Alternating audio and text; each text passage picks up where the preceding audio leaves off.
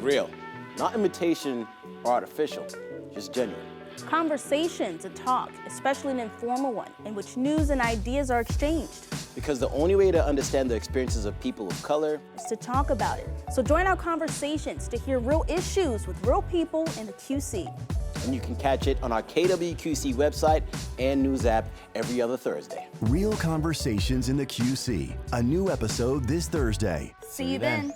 When I first heard about the initial idea of Real Conversations, I loved it. Not only was it something that hadn't been done in the Quad Cities, but I also think that it was something that was needed in the Quad Cities. Today's episode, we'll be discussing Black faces in white spaces. Nationally and locally, there are disparities in employment when it comes down to certain jobs, and lack of representation is common. I certainly understand the weight of responsibility that comes with being one of few. What you're talking about is definitely the rippling effects of the gun violence, because it's not just the person that gets killed be mentioned, it's really the family. Taking someone's life, you take it from someone. Take it from a whole bunch of people that depend on that person. One of the most important things that Real Conversations did was give an opportunity to listen. And not only just listen, but give a platform for those who are struggling through discrimination, racism, stereotyping, as the list goes on. It offered up a platform for those people to give their perspective. Younger generations do tend to kind of get out their phone and record everything on the whim. What sort of impacts do you think that has, good or bad?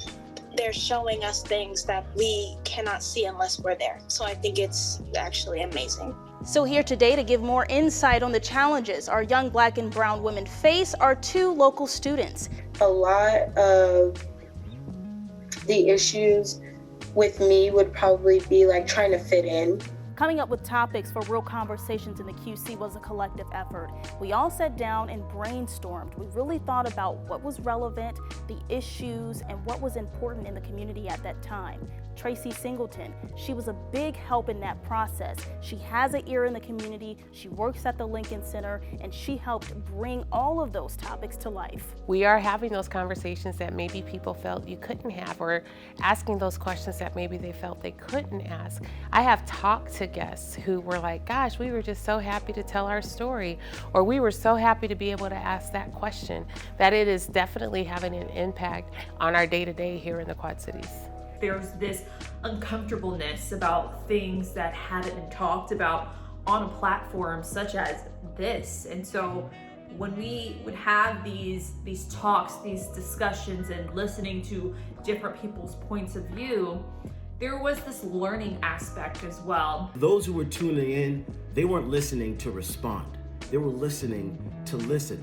And we offered and asked those who were listening to just take in those words, take in those experiences, the perspectives and the stories that people are telling you through their struggles that are due towards their skin color.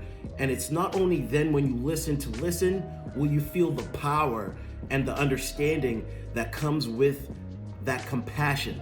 For KWQC to open up their studio and their reporters to have this impact on our community is something that I've never seen before.